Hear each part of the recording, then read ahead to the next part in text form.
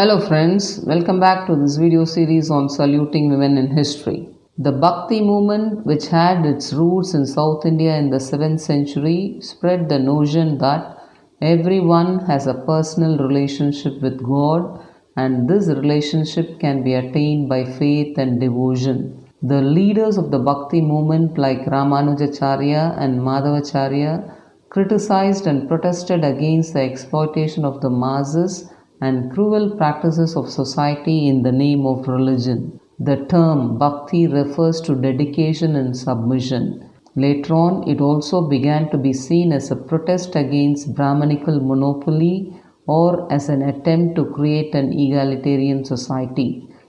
The movement, which saw everyone equal in the sight of God, introduced religion and spirituality to the underprivileged classes, especially women whose ability to practice their faith was frequently curtailed. With such an alternative religious structure in place, many women and others of lower caste joined the movement and freely expressed themselves. Several female saints and saints from lower caste participated in the movement, leading masses in their localities and performing songs and poems in their own tongues. Saints ranging from Meerabai from North India to Akka Mahadevi in the south expressed a rejection of patriarchal society through their compositions and actions. The Bhakti movement took place in the Tamil nation between the 6th and 9th centuries. Both the Nayanmars, that is the followers of Shiva, and the Alvars, the worshippers of Vishnu, were important figures in this movement. Women saints were prominently involved in the Bhakti movement. The very emergence of these women saints can be considered a social revolt in itself.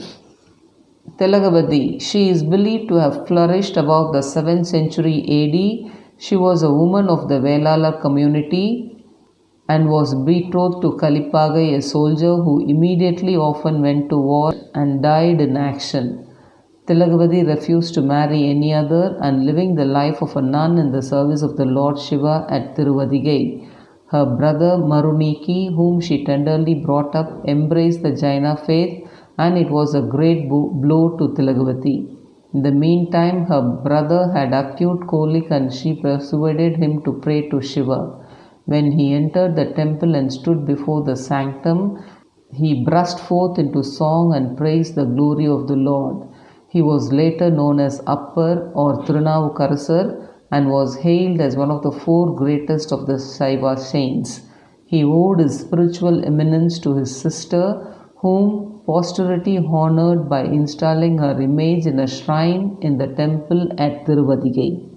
Mangayarkarasi, Arikesari Parangusa Maravarman, popularly known as Koonpandiya, who ruled in Madura in the 7th century, was a Jain and was surrounded by Jaina monks in his court.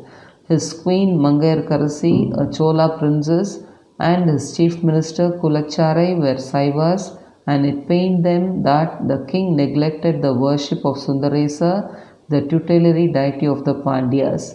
They invited Saint Samandar to Madura and through him converted the Pandya king to the Shaiva faith. Mangayarkarasi, whose virtues and piety Samandar has been extolled in his songs, was honored as one of the Nayanmars. Karaikal Ammayar, she was a South Indian Shaiva poet saint from the 6th century, attained her emaciated state after pleading with Shiva to release her from all of her worldly burdens, including her renowned beauty. She got her wish when he made her old and withered, and she loved spending the rest of her life writing songs to her Lord. She can be seen singing Shiva's praises while playing a set of cymbals. Her hymns glorified Shiva's fondness for cremation sites and his ferocious dancing persona Nadaraja. Saint Samandar, who lived in the 7th century, recalls in his hymns the memory of the Karaikal Ammayar, who must therefore have lived before his time. She is one of the 63 Saiva saints and her songs are included in the 11th book called Tirumurai of the canonical literature of Tamil Shaivism. Andal, Tamil poet Andal, who lived in the 10th century, is regarded as a saint in the southern regions of India. She considered herself to be the bride of Sri Ranganatha and daily fashioned a garland for the Lord, earning the name of Kodai. She is said to have merged with the Lord of Sri Rangam and regarded as one of the 12 Alvars of Vaishnavism, a cult devoted to Lord Vishnu and the only female Alvar. During the Margali month, worshippers continue to read her collection of devotional poetry, Andal Tirupavai. It is the name of a debut composition. She imagines herself to be a cowherd girl who longs to serve Lord Krishna in the collection of 30 lines. The second collection, which has 143 verses, is called Nachiyar Tirumozhi. She expressed her intense longing for Lord Vishnu in this poetry. Priyamvada. She lived in the Faridpur district soon after AD 1600. Both her father and her husband were scholars, and the latter trained her, and she is said to have helped both with their own literary work. A sample of her work shows her as a Bhaktin, a lover of Lord Krishna. The love songs composed for Krishna from the famous Radha Krishna theme, and many women poets flourished in the Middle Ages who expressed their fervent devotion to the god who attracted them with his divine flute. Lala Ded, called as Lala, one of the earliest Kashmiri mystic poets, refused to stay confined to domestic tyranny and its power hierarchy. She left her home, broke all material ties, and wandered unclothed in search of God. She adopted a famous Kashmiri Saiva saint as her spiritual guide and herself became an ardent devotee of Shaivism. She was also Yogini, a mendicant ascetic who wandered about preaching the yogic doctrines as the best means of ultimate absorption into the Supreme.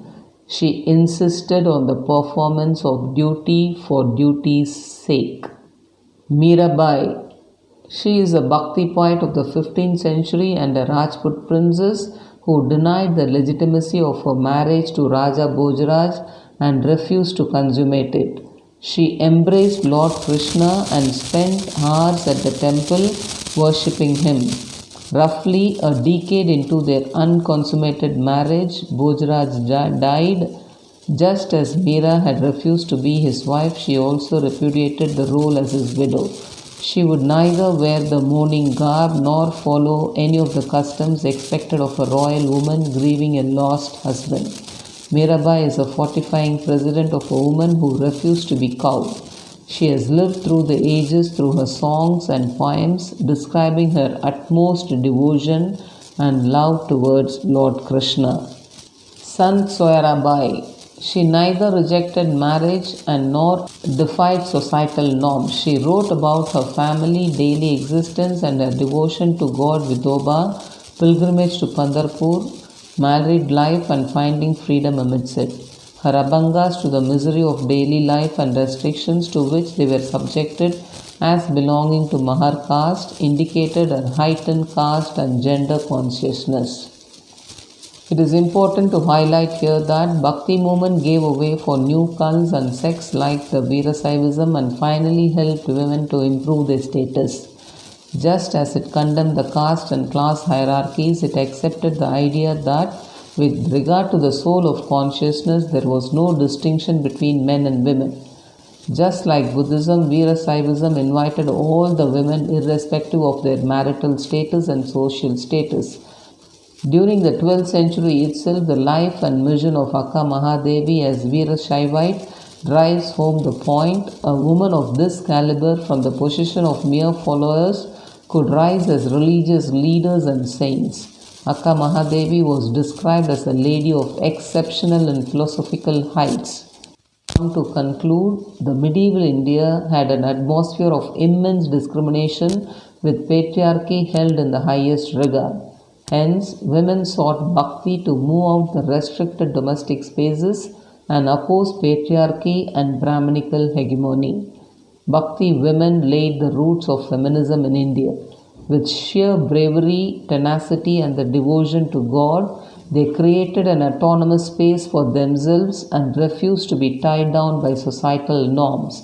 The Bhaktins and Yoginis gave a lot of inspiration to the future generations to have an idea of women's liberation.